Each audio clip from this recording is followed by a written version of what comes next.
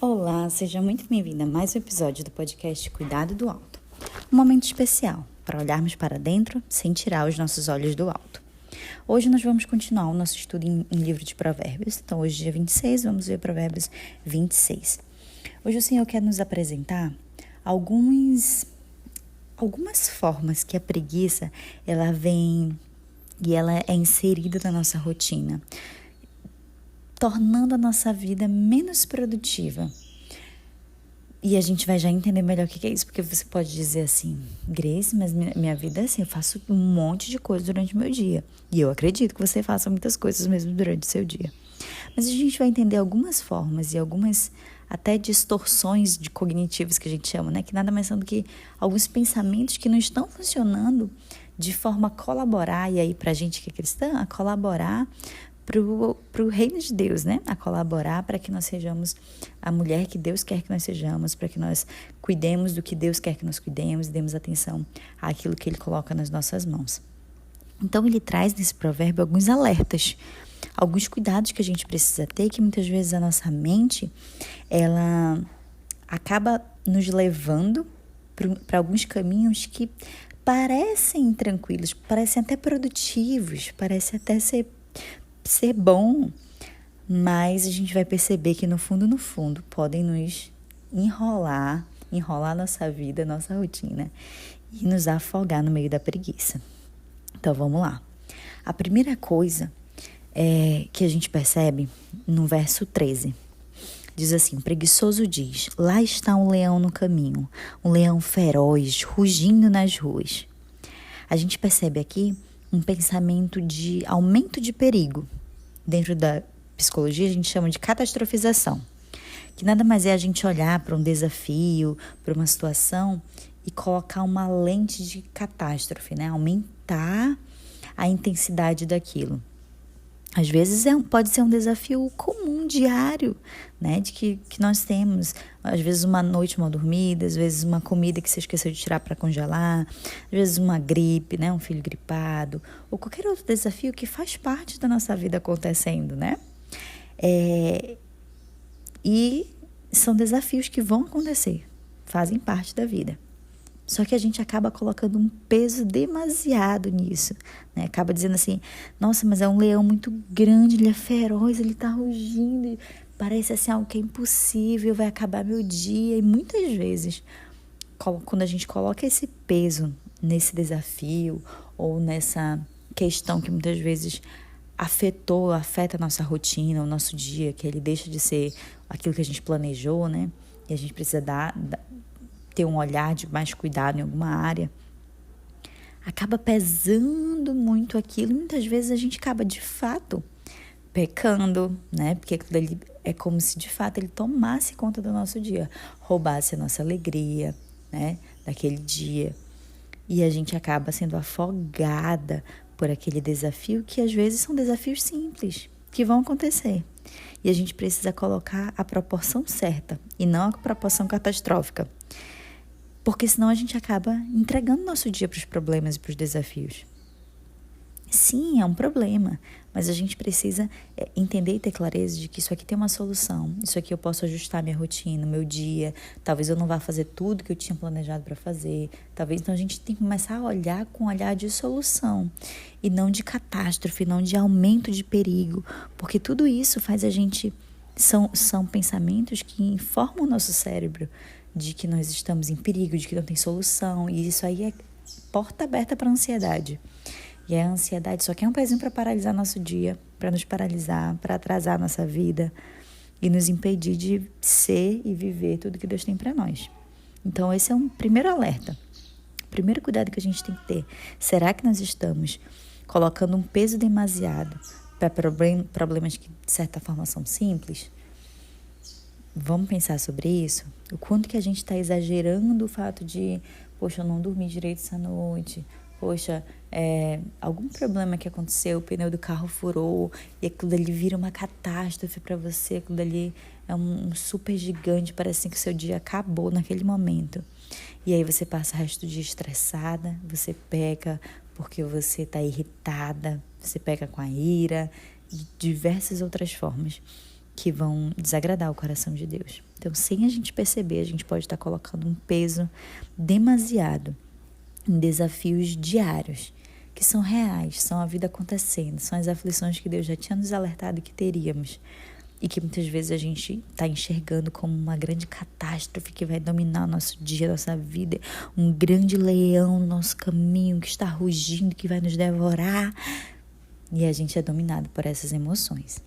Então, é um cuidado muito grande que a gente tem que ter, porque esse é um alerta que Deus está nos entregando para que nós tenhamos cuidado e a nossa vida, de fato, seja mais produtiva.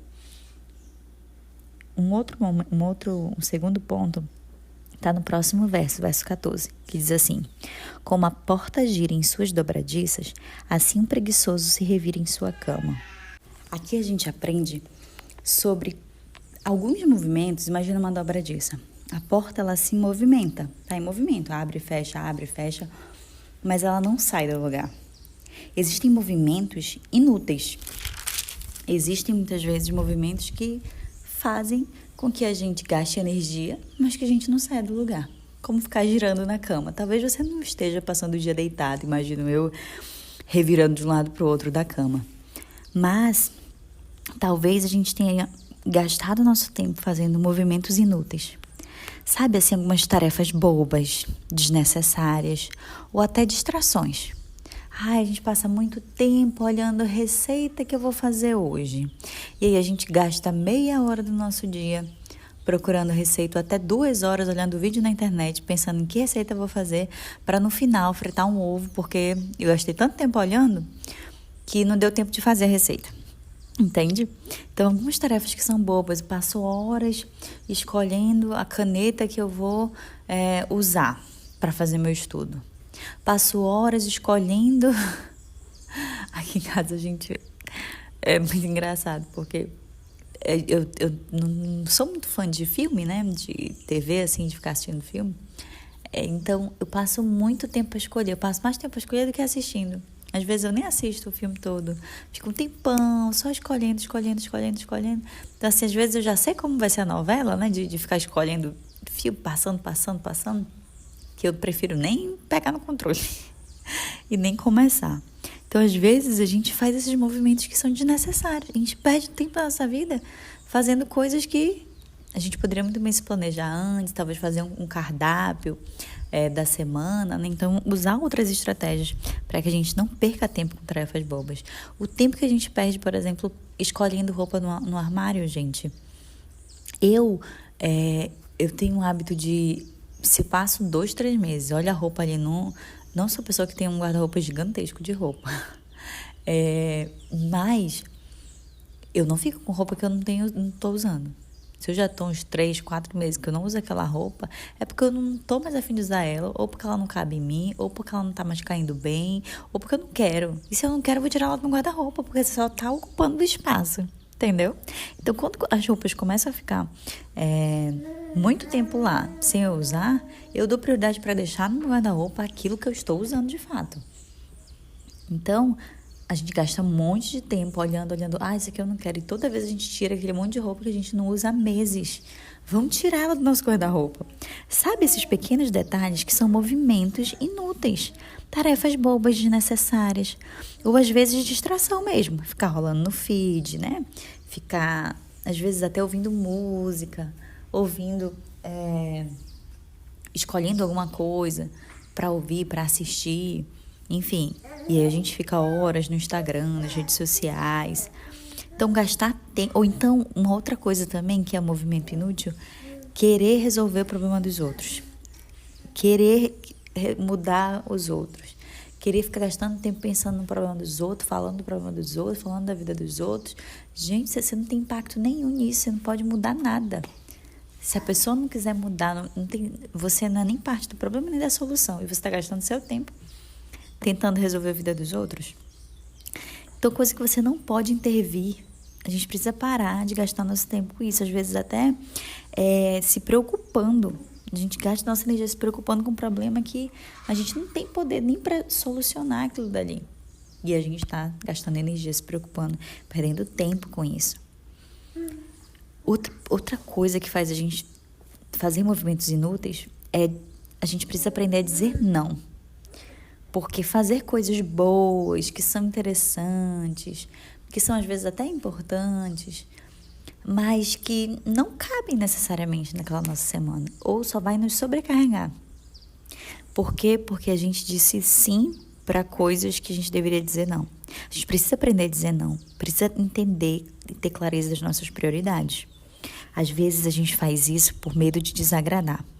E isso já aconteceu muito comigo. E na época da minha faculdade, eu fazia muito isso. Às vezes eu falo, não, deixa que eu faço. Ou por conta do desejo de querer que o trabalho ficasse como eu queria, ou por conta de não querer desagradar as pessoas. Aí, tu faz? Faço. A semana estava abarrotada, não tinha espaço na agenda, eu ia ter que ficar sem dormir para fazer, mas faço sim, para não desagradar ninguém. A gente precisa aprender a dizer não e a gerir nosso tempo de uma forma melhor. Vamos para o próximo versículo. No verso 15 diz assim: o preguiçoso coloca a mão no prato, mas acha difícil demais levá-la de volta à boca. Aqui ele está falando sobre começa algo, então ele coloca a mão no prato, mas não termina. Mas acha difícil demais levá-la à boca. Porque começar às vezes é fácil, né? Mas terminar, a gente começa a faxina naquela animação. Mas terminar a faxina é muito mais difícil do que começou, né? E às vezes a gente está deixando coisas inacabadas. Uma das coisas que podem tornar a nossa vida mais produtiva é exatamente terminar aquilo que a gente começa. Ai, gente, dói em vocês como dói em mim. Às vezes a gente pega, né, uns alertas do Senhor assim que a gente fica só pensando aonde que a gente está vacilando. Mas a gente bota dificuldade para terminar as coisas.